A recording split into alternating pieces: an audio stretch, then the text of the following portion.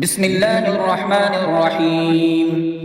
يا أيها الذين آمنوا لا تتخذوا عدوي وعدوكم أولياء تلقون إليهم بالمودة وقد كفروا بما جاءكم من الحق يخرجون الرسول وإياكم أن تؤمنوا بالله ربكم إن كنتم خرجتم جهادا في سبيلي وابتغاء مرضاتي تسرون إليهم بالمودة وأنا أعلم بما أخفيتم وما أعلنتم ومن يفعله منكم فقد ضل سواء السبيل إن يثقفوكم يكونوا لكم أعداء ويبسطوا إليكم أيديهم وألسنتهم بالسوء وودوا لو تكفرون لن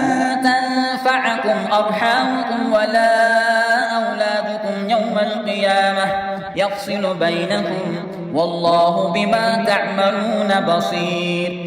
قد كانت لكم أسوة حسنة في إبراهيم والذين معه إذ قالوا لقومهم إنا براء منكم ومما تعبدون من دون الله كفرنا بكم وبدا بيننا وبينكم العداوة والبغضاء أبدا حتى تؤمنوا بالله وحده إلا قول إبراهيم لأبيه لأستغفرن لك وما أملك لك من الله من شيء ربنا عليك توكلنا وإليك أنبنا وإليك المصير.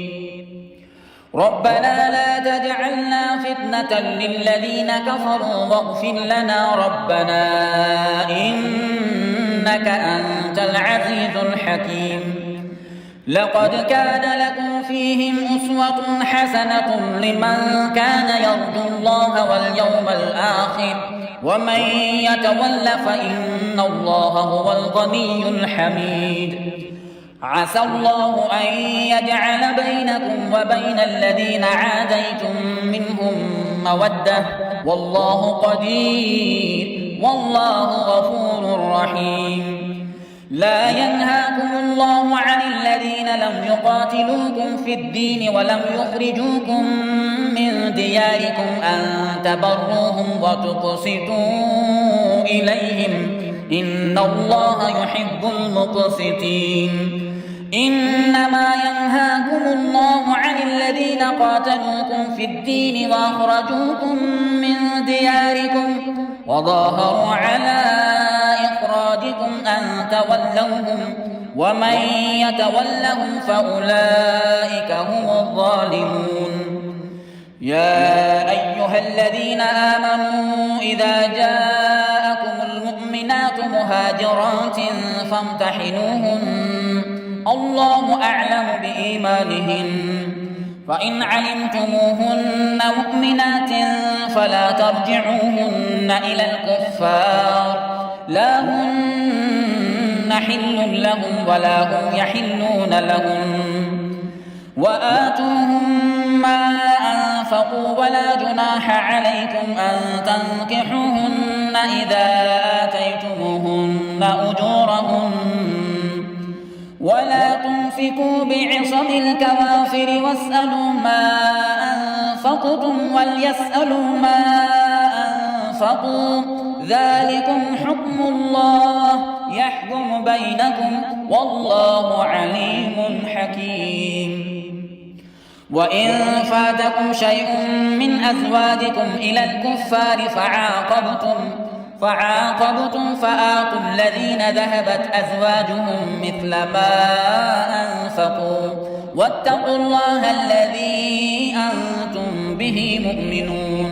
يا أيها النبي إذا جاءك المؤمنات يبايعنك على أن لا يشركن بالله شيئا ولا يسرقن ولا يزنين ولا يقتلن أولادهن ولا يقتلن أولادهن ولا يأتين ببهتان يفترينه